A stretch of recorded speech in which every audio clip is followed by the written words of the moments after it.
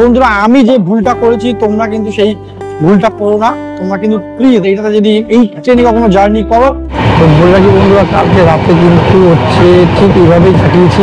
কারণ কামরার অবস্থা কিন্তু কিছুটা এরকম, আর বাথরুমের অবস্থা প্রচণ্ড বাজে, যার জন্য হচ্ছে বাথরুম যেতে খুবই সমস্যা হচ্ছে।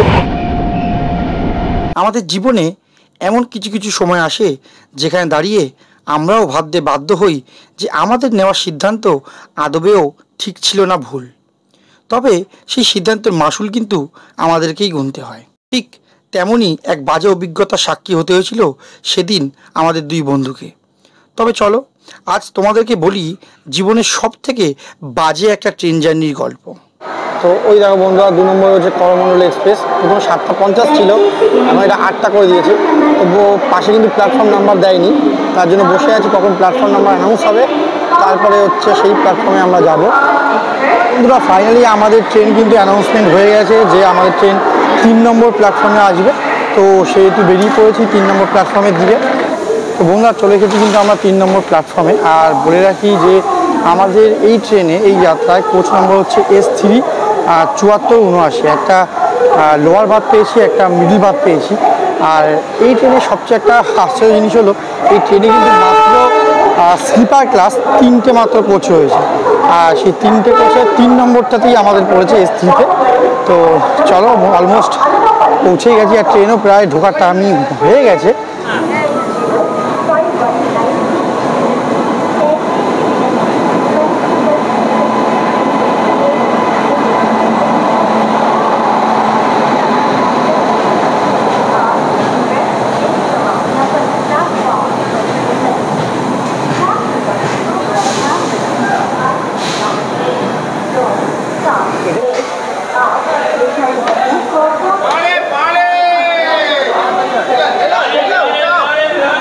বন্ধুরা উঠে গেছি কিন্তু আমরা হচ্ছে তোমার ট্রেনে।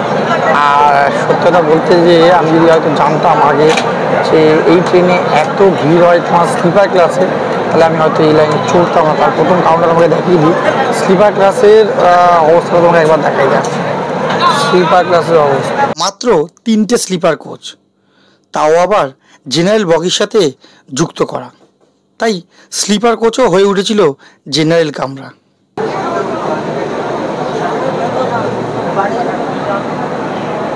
তো বন্ধুরা স্লিপার ক্লাসে এতটা ভিড়, সত্যি কথা বলতে আমি জানতাম না যে এটাতে মাত্র 3টে স্লিপার ক্লাস আছে, তার জন্য হচ্ছে তোমার যে স্লিপার ক্লাসে এতটা ভিড় হয়। যদি জানতাম, সত্যি কথা বলছি, আপনি অন্তত এই হচ্ছে স্লিপার ক্লাসে টিকিট কাটতাম। এখন কাটা হয়ে গেছে, কিচ্ছু করার নেই। আর আপাতত অবস্থা থেকে মনে হচ্ছে যে তোমার এই রাতে, আজকে যে রাতটা আমাদের দুজনকেই, আমাদের দুজনে হোক একজনকে অন্তত আমার জেগেই কাটাতে হবে।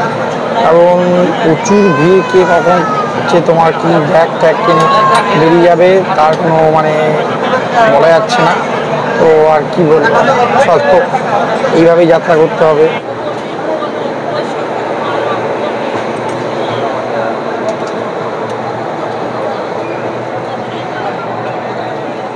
তো বন্ধুরা ছেড়ে দিলে কিন্তু আমাদের ট্রেন বিশাখাপত্তনম স্টেশন থেকে।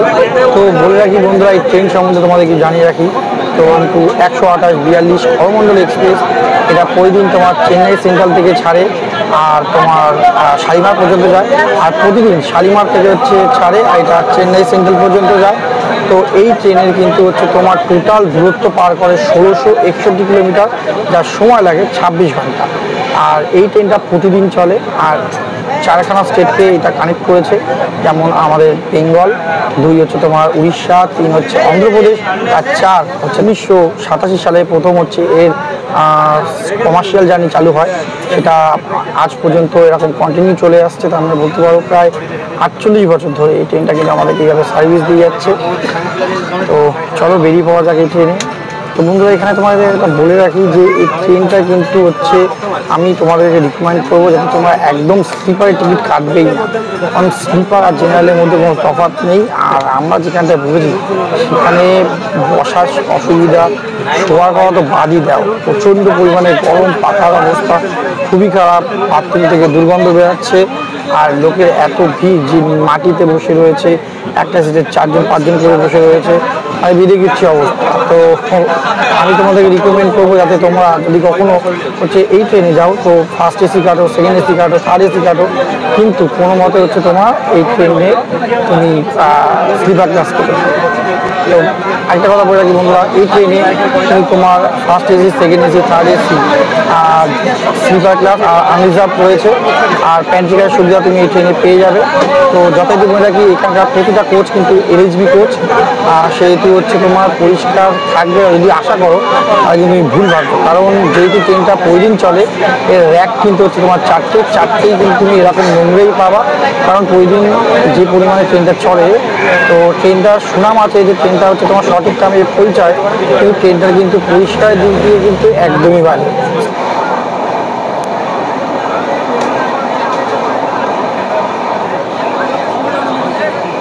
তো বলে রাখি বন্ধুরা, আমাদের এই ট্রেনে কিন্তু ফার্স্ট স্টপেজ হচ্ছে তোমার ব্রহ্মপুর, মানে বলতে পারো ট্রেন একেবারে অন্ধ্রপ্রদেশ থেকে বেরিয়ে গিয়ে উড়িষ্যায় ঢুকবে।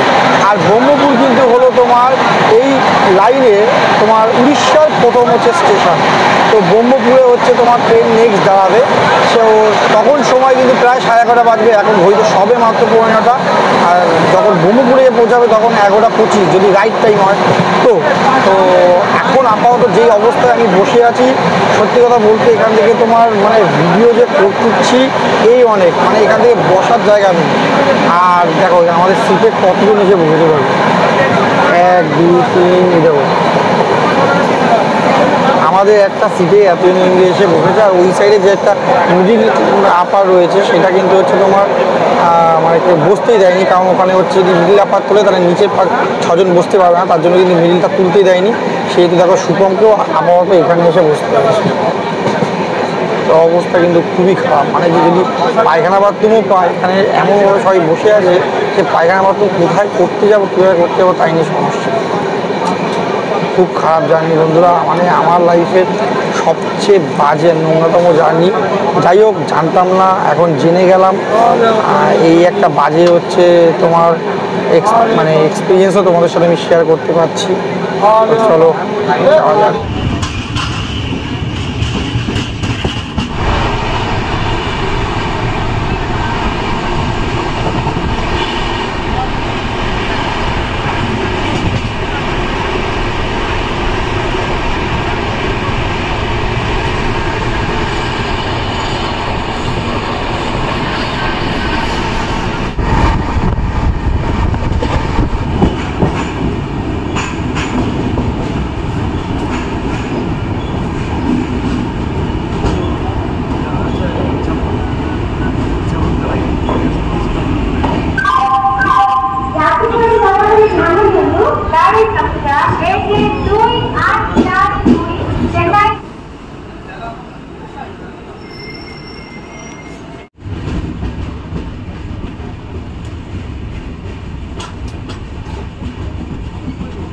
ব্রহ্মপুর পেরিয়ে যাওয়ার পর না জানি কতটা রাত জেগে জেগে কাটিয়ে ব্যাগ পাহারা দিয়েছি, আর অপেক্ষা করেছি কখন সকাল হবে।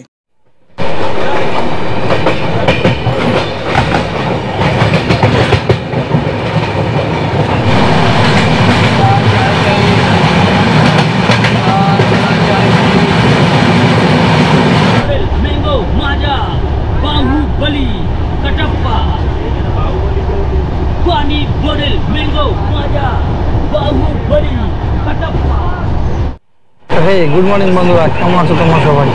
তো এখন কিন্তু হচ্ছে তোমার সবে ভদ্রক পার করেছি আর জলেশ্বরের ট্রেন ঢুকছে। আপাতত হচ্ছে তোমার ভদ্রকে কিন্তু ট্রেন কিন্তু প্রায় 20 মিনিট আগে ঢুকিয়ে দিয়েছিল, তার জন্য প্রায় 30 মিনিট পর সব মিলিয়ে সঠিক টাইমে ছেড়েছে। তার মানে আপাতত এখন আমরা কিন্তু নো ডিলে।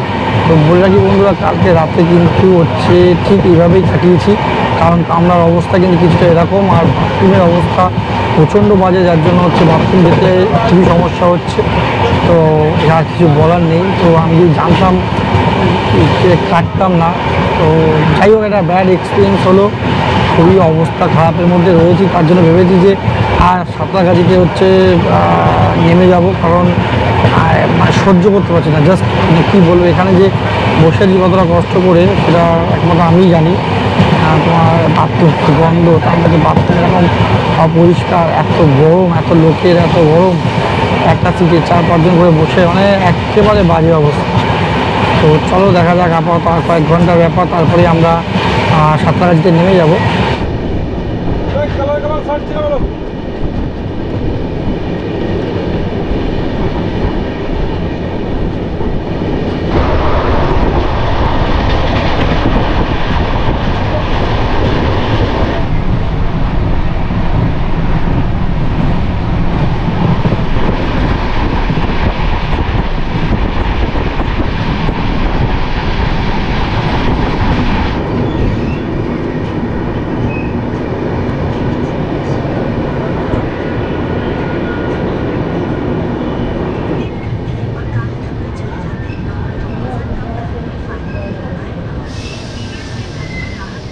বন্ধুরা 1430 কিলোমিটার জার্নি পার করে এখন কিন্তু আমরা রয়েছি বালেশ্বর স্টেশনে।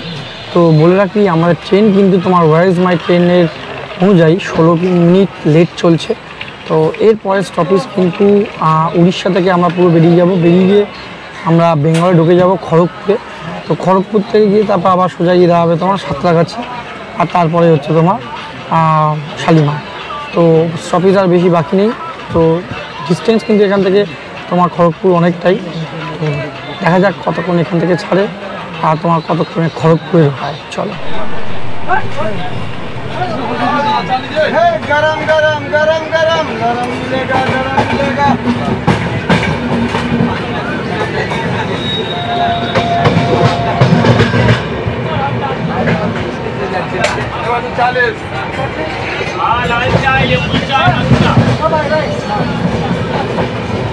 पूरी सब्जी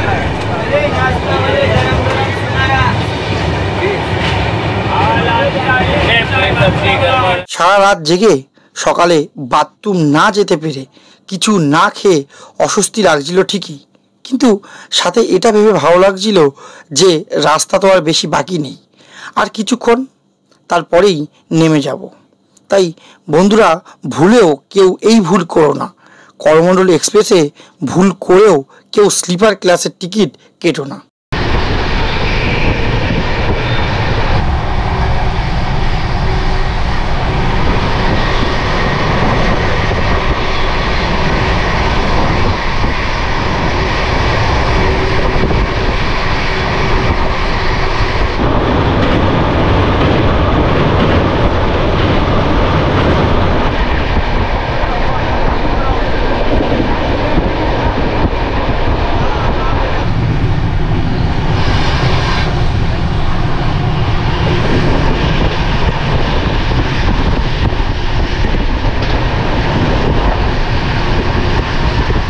আমরা কিন্তু অলরেডি ঢুকে গেছি এখন বেঙ্গলের মধ্যে। তো ট্রেনের স্পিড এখন কিন্তু 130-131 মনে হচ্ছে। যে টাইমটা 7-8 মিনিট মতো লেট আছে, সেটাও কভার আপ করে দেবে আমাদের এই করমণ্ডল এক্সপ্রেস। তো আপাতত নেক্সট স্টপেজ কিন্তু হচ্ছে তোমার খড়গপুর জংশন। তো চলো দেখা যাক খড়গপুর জংশনের দিকে।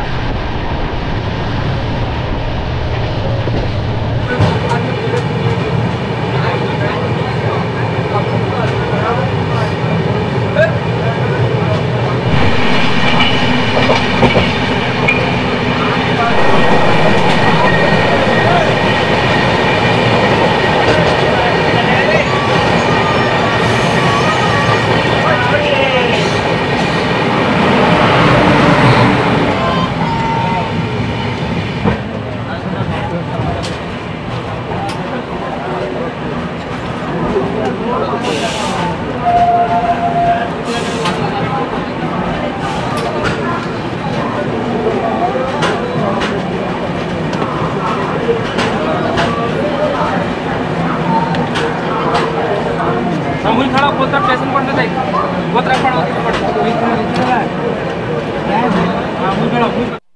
1547 কিলোমিটার জার্নি পার করে এখন আমরা রয়েছি কিন্তু খড়গপুর জংশনে। তো বন্ধুরা, এখান থেকে কিন্তু ট্রেন ছাড়বে আর সোজা গিয়ে দাঁড়াবে তোমার সাঁতরাগাছি জংশনে। তো সাঁতরাগাছি জংশন কিন্তু এখান থেকে এখনও অনেকটা দূর, সময় লাগবে প্রায় 2 ঘন্টা। আর আপাতত ট্রেন কিন্তু আমাদের এখান পর্যন্ত তোমার নো ডিলে, মানে ট্রেন কিন্তু একদম ঠিকঠাক চলছে, তার টাইম মতো চলছে। শুধুমাত্র স্লিপার ক্লাসে বসে আমরা হচ্ছে মানে যন্ত্রণা ভোগ করছি। তো যাই হোক, এখানে কিন্তু স্টপেজ মাত্র 10 মিনিট।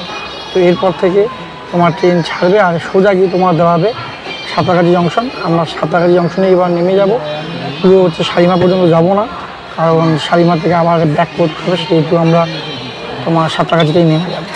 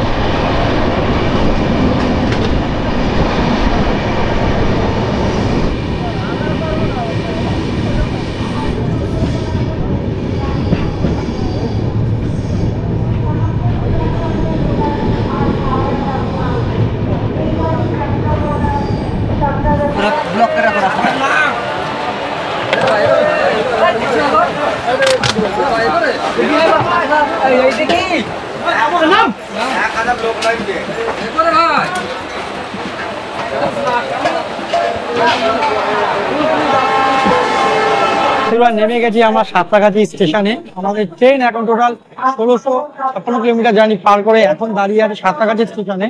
তো ট্রেন এখান থেকে ছেড়ে কিন্তু চলে যাবে তোমার শালিমার স্টেশনে। তবে আমরা এখানেই নেমে গেছি, কারণ শালিমার থেকে গাড়ি ঘোড়া পেতে অনেক অসুবিধা হয়, তো এখান থেকেই আমরা নেমে গেছি। তো বললাম কি, সুখম কিন্তু এখন গেছে তোমার হচ্ছে বাথরুমে, তার কারণ কালকের থেকে ভাই আমার সবকিছু আটকে রেখেছে, আগনা আটকে রেখেছে। এখানে নেমে এটা করছে। পায়খানা বাথরুমের অবস্থা প্রচন্ড খারাপ। ট্রেন 1 ঘন্টা মাত্র লেট করেছে ঠিকই, কিন্তু সত্যি বলতে তোমার আমার লাইফের সবচেয়ে ওয়ারেস্ট জার্নি, মানে সবচেয়ে বাজে জার্নি হচ্ছে এইটা। তো বন্ধুরা, আমি যে ভুলটা করেছি তোমরা কিন্তু সেই ভুলটা করো না। তোমরা কিন্তু প্লিজ এইটাতে যদি এই ট্রেনে কখনো জার্নি করো, থার্ড এসিতে করো, সেকেন্ড এসিতে করো, কিন্তু ভুল করেও স্লিপার ক্লাসে করো না। প্রচন্ড ঝামেলা, প্রচন্ড হচ্ছে তোমার সমস্যা। তো চলো বন্ধুরা, এই গল্প শুরু করেছিলাম তোমার মালদা টাউন স্টেশন থেকে, আর সেটা সেই গল্প শেষ করছি সাঁতরাগাছি থেকে। তো এখান থেকে আমরা বাইরে বেরিয়ে বাস ধরবো, তো শিয়ালদা যাবো, শিয়ালদা থেকে ট্রেন ধরে যাবো হচ্ছে দমদমকের জন্য। তো চলো, দেখা হচ্ছে একটা নতুন ব্লগের নতুন জার্নিতে নতুন গল্প দিয়ে। ততক্ষণ জয় হিন্দ, বন্দে মাতরম।